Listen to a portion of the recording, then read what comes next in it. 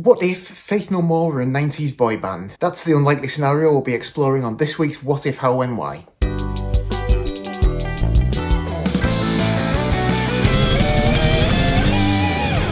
Hi, my name is Morgan Brown, and every Monday I upload a new What If video to my YouTube channel. The idea of these videos is that every week I pick a different popular song and imagine an alternative universe in which some change of circumstances causes that song to come out completely different from the version that we know and love. I then take the original lead vocal of that song and record a new backing track to it using just GarageBand and whatever instruments I happen to have to hand in order to bring that alternative version of the song to life. So the song I picked this week was Fall Into Pieces by Faith No More, and I tried to reimagine that as a kind of Max Martin produced 90s boy band song. So if you haven't had a chance to listen to that yet, here's a little taster.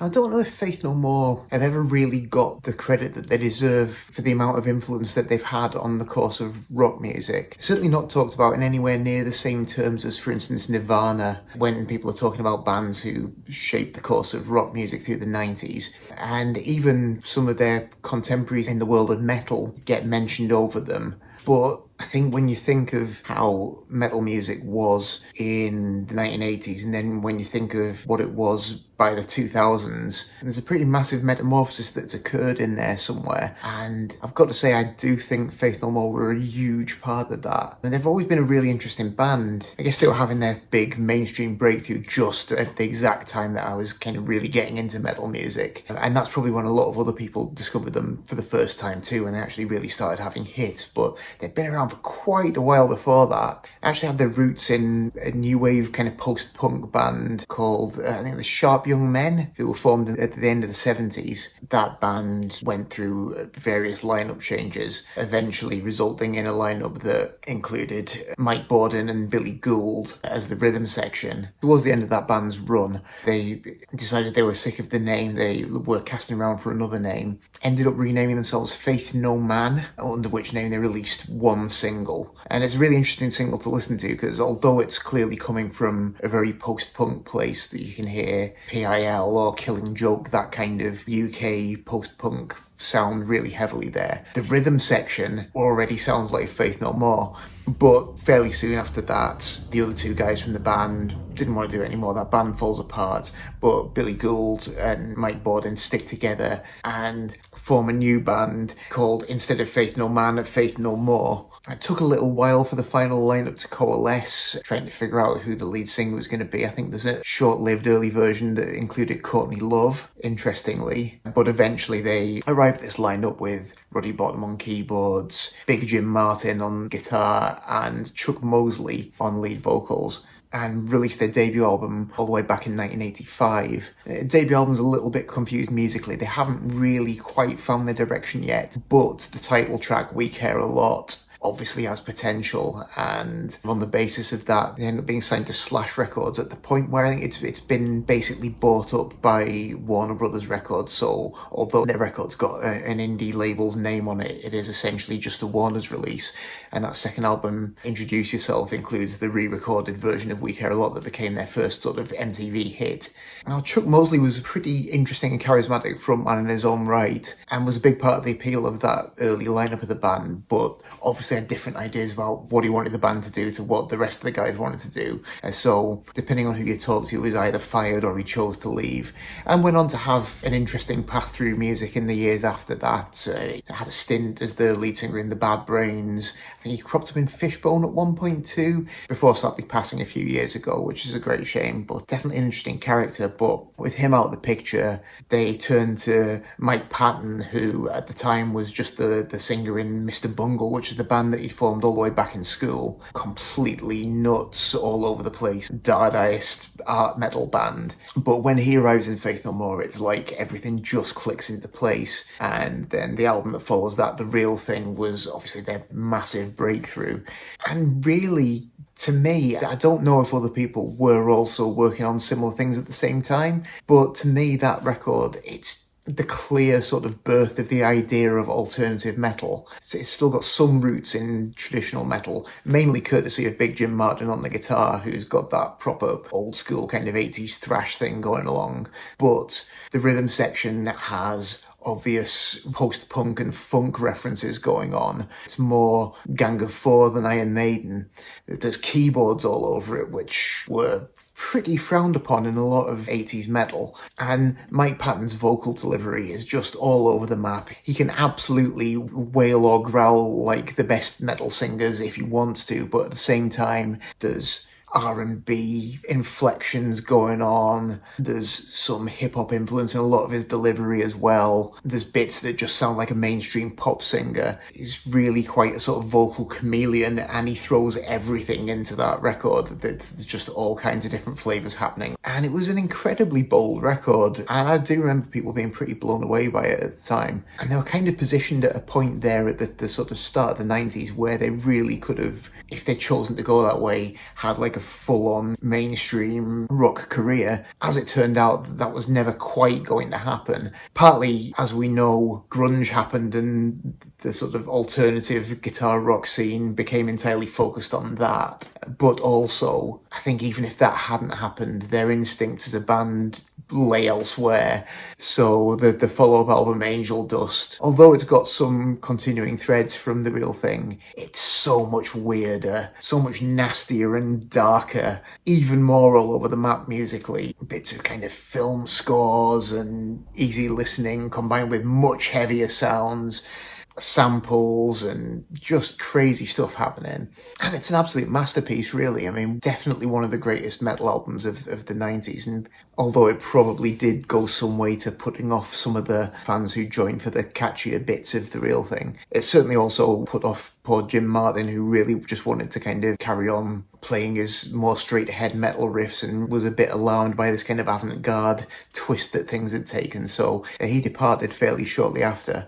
But they continued to make some really interesting records, and theoretically I think they are still an active band, although they haven't really done anything since COVID, but still kind of hopeful that at some point we might see them again, because I think they deserve to be able to, if they want to do that kind of legacy victory lap and have a new generation hear that stuff and understand how important it was, because I think in terms of keeping metal alive, it was absolutely crucial they did what they did when they did to break out of that slightly stale state that things had got to by the late 80s. So yeah, definitely a great band, and although they've been successful, I still think a really underrated band too. But yeah, I mentioned in passing, one of the really striking things about Mike Patton, when most of us first heard him on The Real Thing, was just this chameleon-like vocal approach. And although that record was pretty widely acclaimed when it came out, there were a few detractors, people who just wanted to listen to more traditional metal stuff, who, as well as being put off by the keyboards, they'd also just be,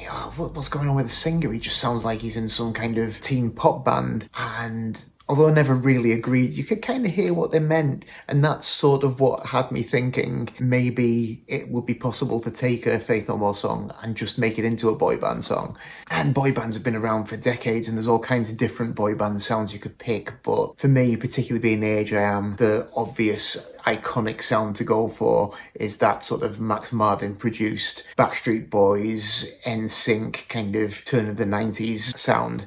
it's just so distinctive, and you can just hear a couple of notes of that and immediately know what it is. Just that slick and danceable but bombastic and dramatic sound that Max Martin brought to, well, particularly the boy band stuff, but also generally all the pop stuff that he was producing in that era especially. I mean, Max Martin is a pseudonym from Sweden. His actual name is Carl Martin Sandberg, and before he was a producer, he was the lead singer in a kind of hair metal band from Sweden called It's Alive, who had a degree of success, released a couple of albums and toured quite a lot. But by 93, 94, I mean, the days were numbered. Grunge had already happened, and what they were doing was very outdated. But in the meantime, he'd moved over into just trying his hand at some production stuff. Got picked up by a sort of DJ producer called Dennis Pop, who ran both the studio and the record label in Sweden. And I think he just recognised that although Max Martin came from this sort of rock background, he had really solid pop songwriting and production instincts, and thought that maybe that was something that he could actually work on in the studio with other artists. So he brings him in, and it turns out he just has this magic touch with pop records. I think starting out with some sort of smaller local acts, but then working with the likes of Ace of Base, who obviously were a pretty massive deal in the mid-90s, and then really hitting his stride around that later 90s, early 2000s period, where, as well as the Backstreet Boys and NSYNC, notably Britney Spears, I mean, Baby One More Time is just a classic bit of his work. It's just such a unique style that he brought, which kind of combines the rhythm of like New Jack Swing, that drum machine funk shuffle thing, but combined with the almost like neoclassicism of classic Swedish pop. So there's loads of ABBA in there, that sort of harmonic complexity and the sort of instrumental layering. And then, although there's not necessarily any rock instrumentation, there's still the bombast and drama of 80s metal in there too. Everything's about big, impactful hits, booming orchestra hits, and dramatic dynamics everywhere. It's just such a unique and powerful sound that was really quite different from what anyone else was doing in pop. And it's been interesting to see how he's gone on from that, because quite often when producers have a signature sound like that that really captures the zeitgeist at a particular moment, it's quite difficult for them to move on from that, and you see it with a lot of people. But Max Martin's actually done a really good job of somehow keeping relevant. You find that throughout this century in pop, most of the big names in mainstream pop, he's had a hand somewhere in their success. From Pink through Avril Lavigne, Kelly Clarkson, Taylor Swift. I think in order to do that, he's had to tone down some of the more overt trademark things that define that kind of classic early stuff that he did. But it's still pretty impressive that he's managed to keep producing these colossal hit records for so long. A quarter century and counting of being at the absolute sort of forefront of pop production. So for a guy who started out as the lead singer of a B-tier Swedish hair metal band, that's a pretty impressive record, I think. But yeah, anyway, that takes me up to this week's alternative universe scenario. So I figured in my alternative timeline, we go back to, say, 1993. In this timeline, after Faith No More split with Chuck Mosley, the label starts to get cold feet. They think, oh, it's difficult for a band to carry on after losing a lead singer. Don't know how this is going to go. So rather than waiting around to see how it shapes up, they just drop Faith No More. So Faith No More do bring in Mike Patton. There's great chemistry there. They start working on new material. That's all going very promisingly, but they just can't seem to get a new contract. So they're in limbo for a few years. They're just working on stuff. They're recording demos. They send them off to various places. They're getting shipped around, and lots of people are interested, but no one's really picking it up. Eventually, after a few years of this, somehow their demo comes into the hands of Dennis Pop over at, I think it's Chiron Records, I might be pronouncing that wrong, and he's interested. Finally, someone's interested, and he thinks they might be a good band to pair with this new producer he's trying out, Max Martin. He thinks, with his rock background, but with a good pop instinct, he might complement Faith No More well. So the band comes over to Sweden, starts working with Max Martin, and Martin's really intrigued by both Mike Patton's voice and by the sort of funky swing of a bunch of the rhythms of the songs that they're playing. But at the same time,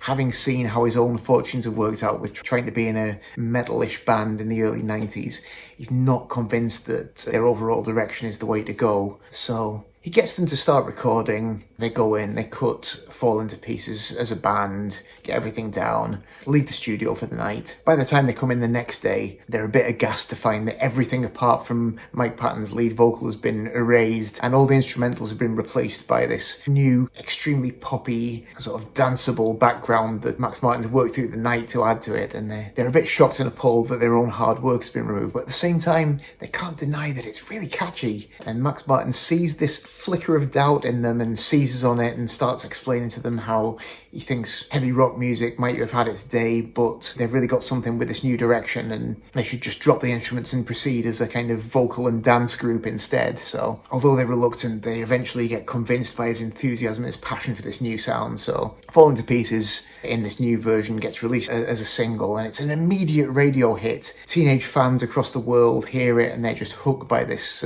fantastic new sound. Sells loads of copies on the basis of this, but unfortunately the success is short-lived because when they finally make their televised debut performance, Jim Martin forgets the choreo and they all trip over each other and have a huge on-air fight which results in them all falling out, and sadly the band breaks up right there and then.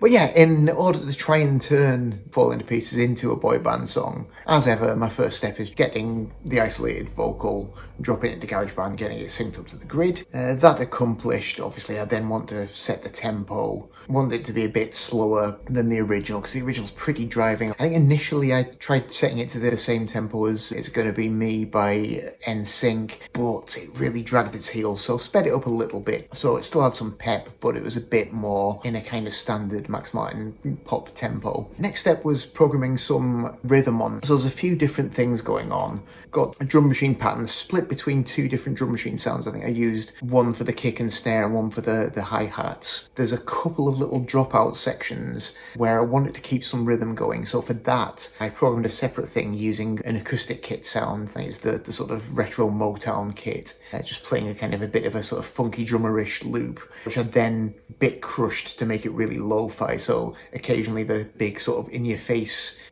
drum machine drops out and you've just got this distant sounding, distorted real kit, which I thought was quite a nice sort of pop touch. I don't know if it's necessarily anything that Max Martin would do, but I thought it sounded cool, so I did that. And then I added some synth bass as well, paying particular attention to syncing it up with the kick drum, so it's really punchy, just really reinforcing that rhythm but keeping the low end there as well. And a second synth bass that comes in just in the chorus with that quite dirty, growly synth sound that you hear sometimes on these Max Martin productions, which is doing a little kind of chromatic descending thing.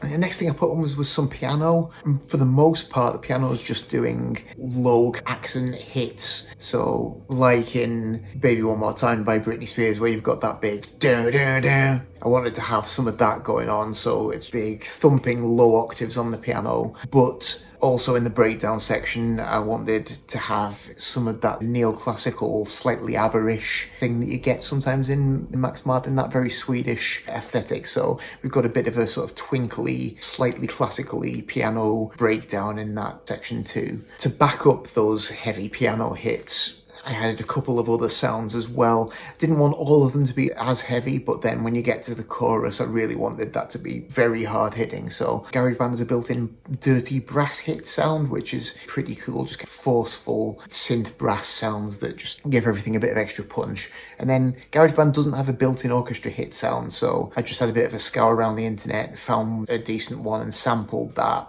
So on the chorus, we've got the full orchestra hit happening as well. Because it's a sample, it was quite difficult to get exactly in time because obviously it triggers faster on higher notes and slower on lower notes. So there's a couple of bits where it might be a little bit out timing wise, but I think the overall effect is still reasonable.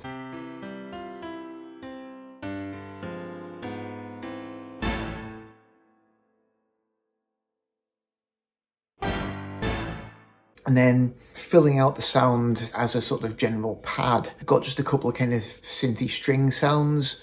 Max Martin tends to use stringy sounds again, which give a bit of that slightly classical feel to things. So one side I've got just synth strings, and the other side I've got mellotron string sound, which just has a bit more grain to it for a contrast. So They're just kind of playing in harmony, providing a sort of solid pad throughout most of the track. And bubbling away underneath that as well, we've got an arpeggiated synth, which just provides a bit more texture and a bit more kind of rhythmic drive to everything as well. For a bit more melodic decoration throughout, I had a couple of leads. So there's a sort of monophonic synth lead, a slightly retro mono synth sound that plays some little high melodic bits here and there. And then in the pre-chorus, I also added some synth bells. They're fairly low-key, a bit backgroundy, but they add a little bit of extra flavour and another little kind of thing that your ear picks up subconsciously as well, which I thought was quite nice. And then as a final touch, everything I've put on so far has been either samples or just synthesized sounds, but I thought I wanted just at least one actual real organic instrument on there. And listening to, again, Baby One More Time by Britney Spears,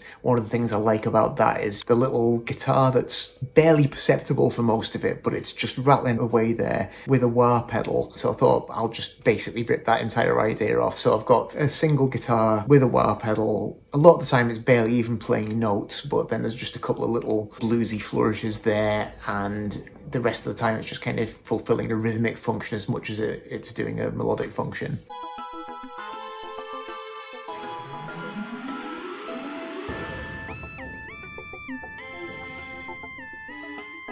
And then for the video, started off by just finding a decent performance clip of Faith No More doing the song back in the era when it was released. Because this is theoretically a boy band song, I tried to zoom in fairly closely on their faces for the most part, so that we weren't really focusing on the fact that they were playing instruments. Obviously they're not doing choreo, so I then needed to get some of that element in there, so found some footage of the Backstreet Boys from back in the late 90s doing, I think, Everybody at possibly some award show. Big elaborate choreographed production, so I've worked some of that in there. And I thought to further enhance the suggestion of them being a boy band, we should probably have some screaming fans in there too. So found some cool old local news footage of fans waiting to see NSYNC way back when. So we've got some of them in there as well, just enthusiastically screaming for Faith No More. And then as a last little touch, as I generally do, just mocked up a couple of posters and things to pop in there just to insert Faith No More into that kind of boy band scene as well. So I hope you enjoyed this one. I know I tend to lean a bit more rock in these things. I'm not sure if people enjoy the more poppy things quite so much, but I just really love investigating some of these production styles, and I think the Max Martin thing's always kind of fascinated me quite a lot, so I really enjoyed sort of dissecting that and trying to recreate that myself with my limited skills and resources.